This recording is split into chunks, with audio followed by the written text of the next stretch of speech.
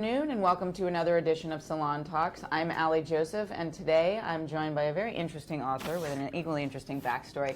Bruce Cannon Gibney, author of A Generation of Sociopaths, How the Baby Boomers Betrayed America. It was named as one of Esquire's 6 books to read after the recent election, and Fortune said it was sure to be controversial. So let's get into it. Welcome. Thank you for having me. I'm happy you're here. This is a really unique premise, and as Fortune said, a controversial thesis.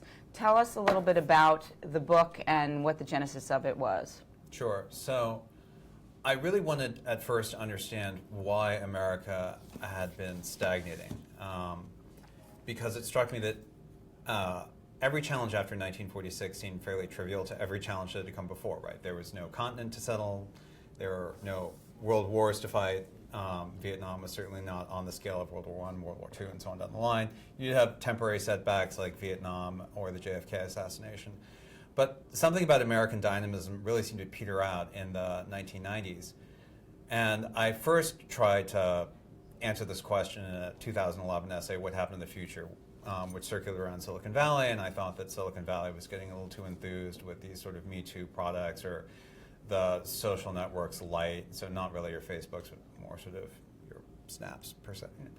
But obviously the dynamics of national stagnation, transcend like the 25-mile radius around Stanford, and so I decided to push my investigation out further and further.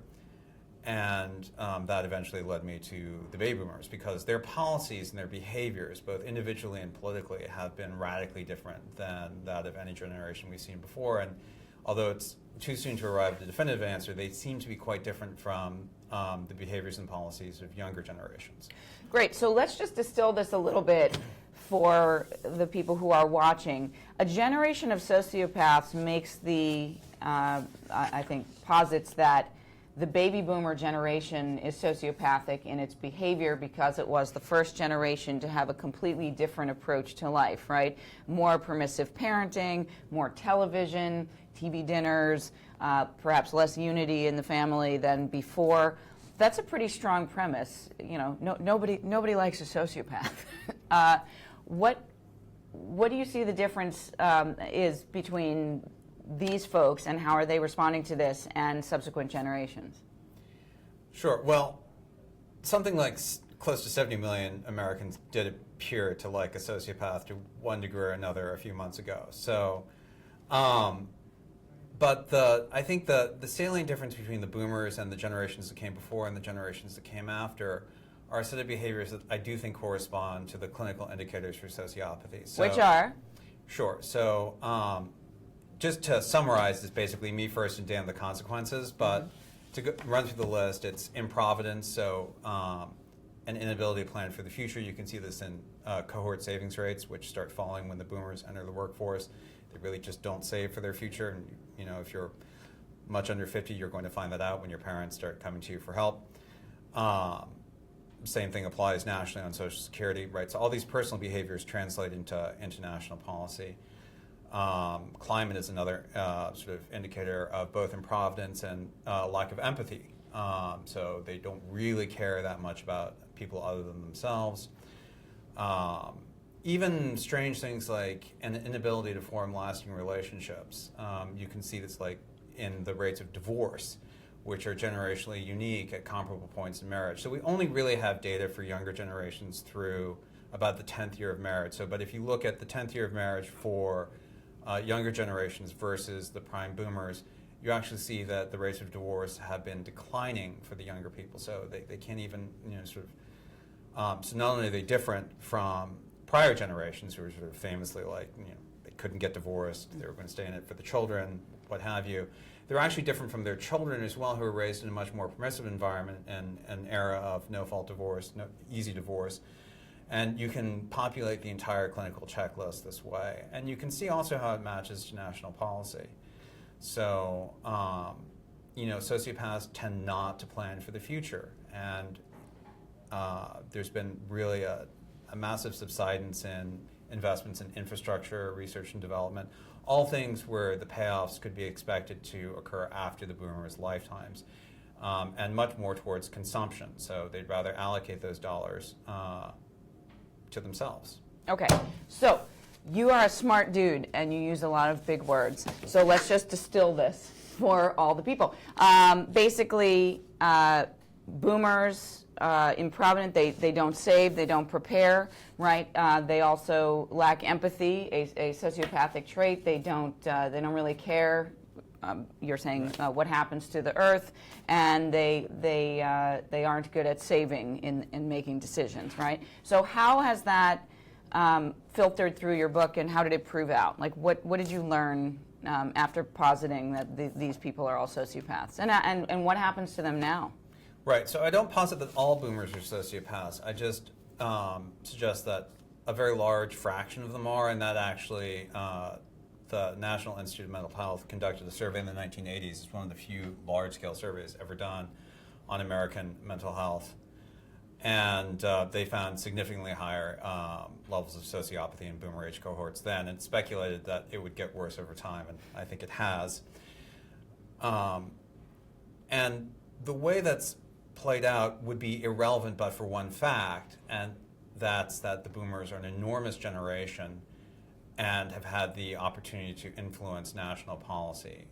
And within the framework of policy, they're all more or less the same age. And they've cohered rather uniquely, instead of on the traditional lines of sort of race or gender or class, on age-based criteria. So the first and most famous, obviously, was the age-based draft during the Vietnam War. And then, rather oddly, they all rallied around, as soon as they got the vote, around lowering the drinking age for themselves. That drinking. So there is a self-interested behavior. Strongly that actually was fun for some people. It was fun for some people, but frequently fun has consequences for other people. Doesn't it? It sure does. Yeah. So when I was born in 1976, the national debt, which is going to be your problem, my problem, children's problem, right, was about 34% of GDP on a gross basis, and today it's 105%. And the CBO projects it's going to be at World War II levels by the end of boomer tenure. Boomers were an absolute majority of the electorate in the early 1980s, and now, so they controlled both the House and the presidency by the early 1990s. And even after 2016, obviously we have a boomer in the White House again, and they still have a supermajority in the House. And in the book, I do focus mainly on mainstream white boomers who had a fairly homogenous upbringing, and less so on the minority experience because they had a much more diverse and much different experience.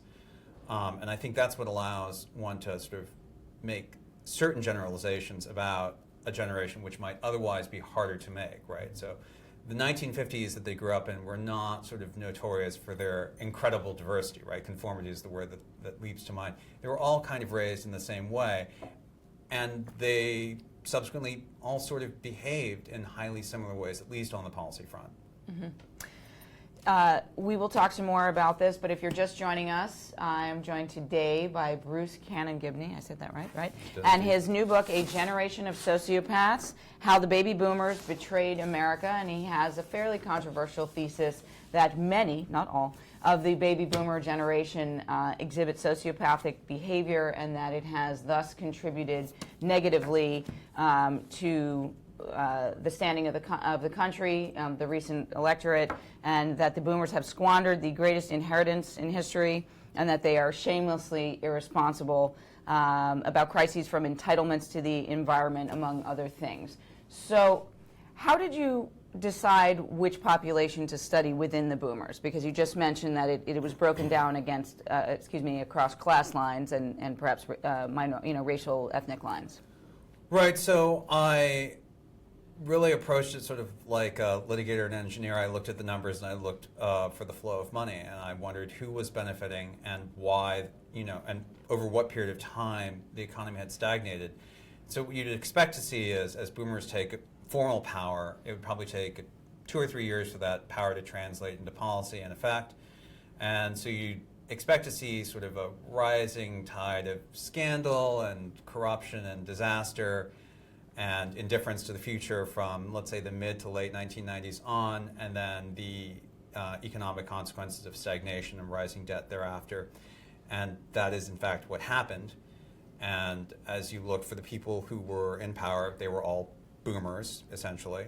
79% of the House in 2008, a notable year, were boomers.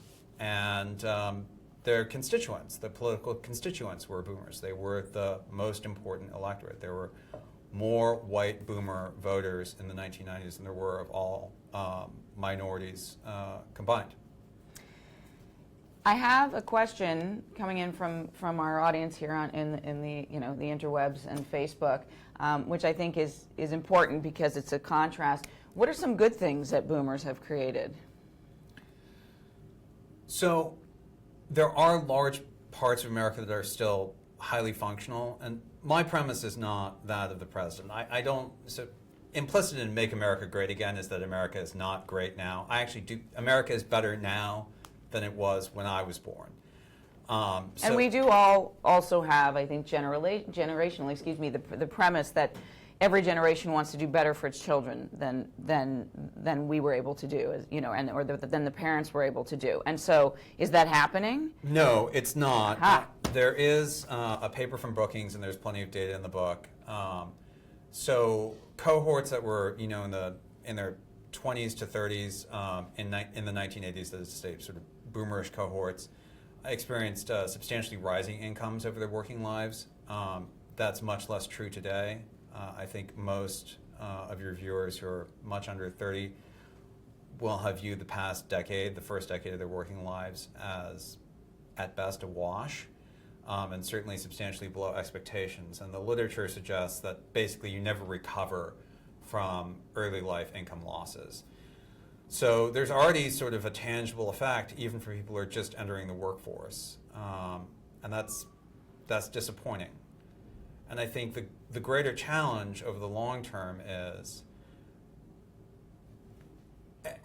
the boomers inherited a country that, whatever its difficulties in the 1970s, the 1970s, by the way, were not the total disaster show that they've been made out to be. They were bad, but they weren't as bad as the most recent Great Recession. So average wages experienced growth, even though there was a huge population of boomers looking for work, even though we were just recovering from a war, even though there were exogenous crises like the oil crisis that caused any number of problems. But all the freeways are great, the dams weren't bursting, and now 40 years later, right? It's like a scene from a CGI movie with just stuff falling down and things leaking and overflowing, and we really do have a lot of infrastructure problems. We do. I mean, there are actually states where there are no inspectors of dams, right? So can you imagine? Look at California. Look at what's happening. And California's a good state.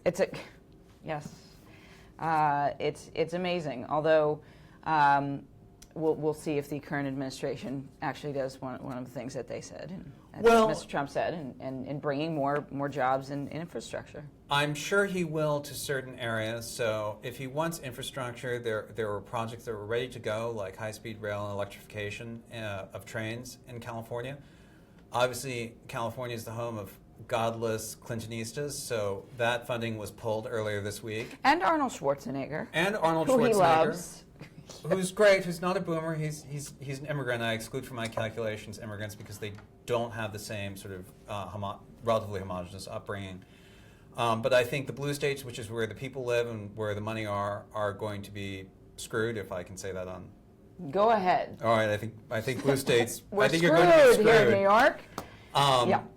And we're going to be held hostage by the red states. So the blue states are actually net exporters of, let's just be honest, it's welfare to the central states. And the degree of subsidy is going to deepen under this administration because that's where the present administration's base lies. So even though the obvious place to spend on infrastructure is where there are a lot of people crammed into one place producing real economic output, we're going to build more bridges to nowhere or highways in the middle of Iowa, and that's how things are going to go. Meanwhile, New York is going to experience funding losses. California is going to experience funding losses. Even the proposals about reforming taxes are in some ways an attack on the younger, more liberal coasts.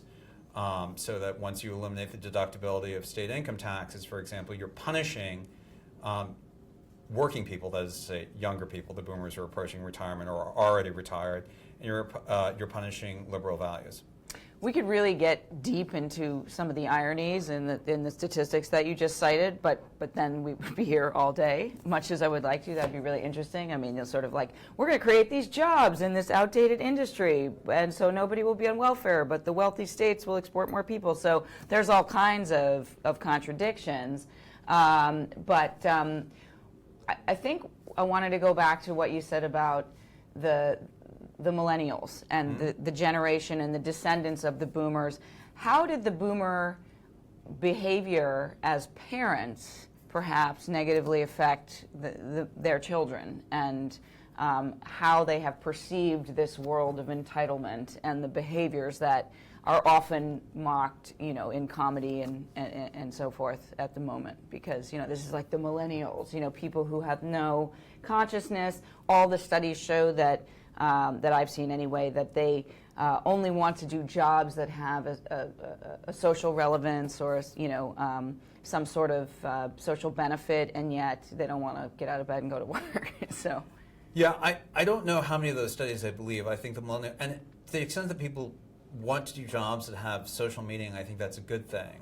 This may be one way in which the boomers have actually done pretty well, is I think they raised their children as best they could on an individual level. Unfortunately, they pursued policies that are going to make it very difficult for their children to sort of, as they used to say, be all they can be.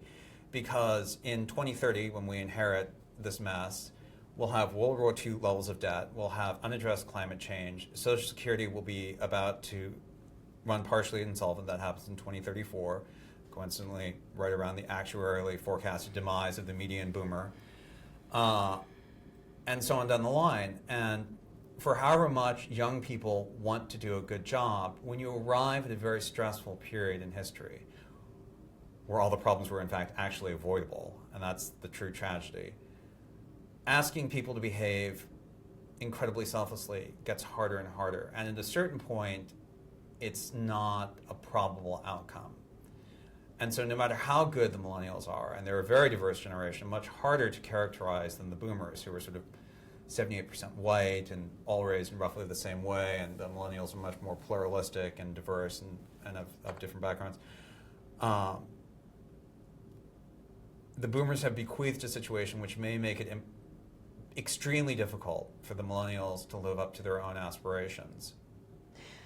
okay, so I'm now thoroughly depressed. It's only 12:30 on a 11:30 on a Tuesday. But to borrow from host Ryan Seacrest, tell me something good. Is there something that we can do now and in future policy to correct some of the mistakes of the boomer generation?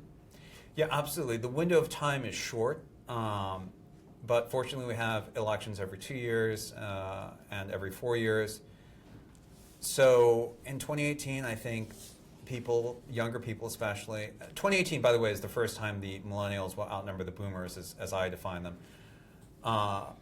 We can start voting against these policies. I didn't think there was a realistic chance of that happening in 2016, and in fact it did not happen. But in 2018, there will be a chance in the midterms. In 2020, there will definitely be a chance to have a referendum about what is happening now.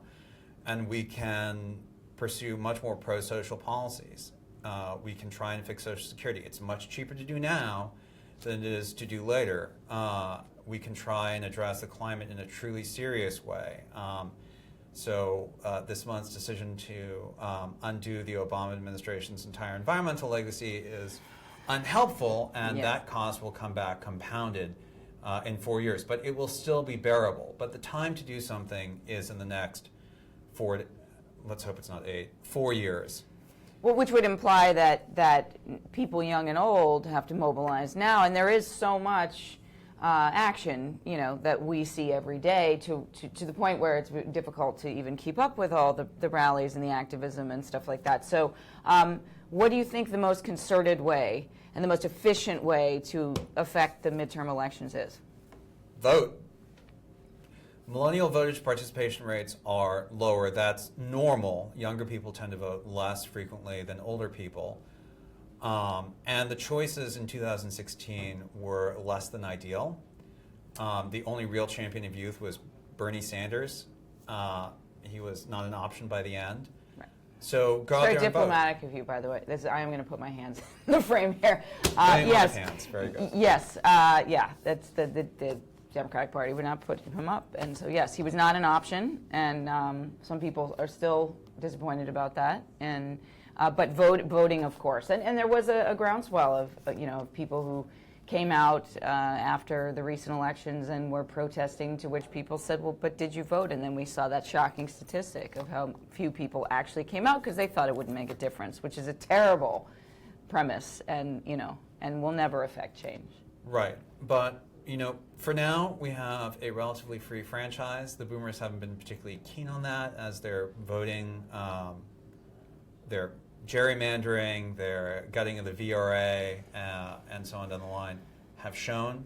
That's the sort of we can debate about abortion, we can debate about gay rights all day long, but the one core value in the United States is one person, one vote. Now, it took a long time to get there, but by 1965, that had become something of a reality.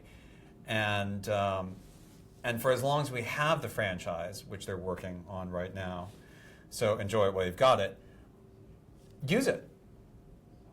Okay. Use it. It's really that simple. And then in personal behaviors, don't expect too much from the boomer government. So save, conserve to the extent that you can, plan for a long working life, and every 2 years when you have the chance to go into the voting booth, ask yourself if your representative, your senator, your president, has really done a good job for you.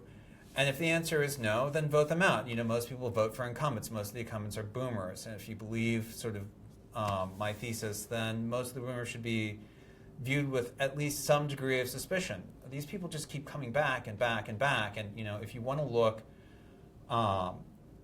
for causality, just look at the people who've been in charge and the people who've benefited from these policies. And they're overwhelmingly boomer politicians. So let's get rid of them. I mean, certainly, 25, 30 years is more than enough. It is more than enough. So you heard it here. If you want to affect change, you have to vote, and you also have to follow the policies and the suggestions of an actuary and squirrel stuff away and save, which ironically was sort of the province of older generations. So, but I'm thrilled that you joined us. We've been here with Bruce Gibney, author of according to Fortune, controversial book, and if you've been watching, a controversial thesis, but a very interesting and proven out thesis, that the boomer generation is a generation of sociopaths. And the book explores how the baby boomers betrayed America. Where and when can we buy this book? It is on sale today, available at your online or local retailer. And how can people find you if they want to compliment you or harass you about your theories? Bruce. Don't call! No. BruceGibney.com. Bruce Gibney, no social media? No. He doesn't Twitter, people. He does not Snapchat. He told me that when he came in. Okay, which is just fine. Thank you for joining us. I really appreciate your time, and good luck with the book. Have a great afternoon. Thank you. And you too.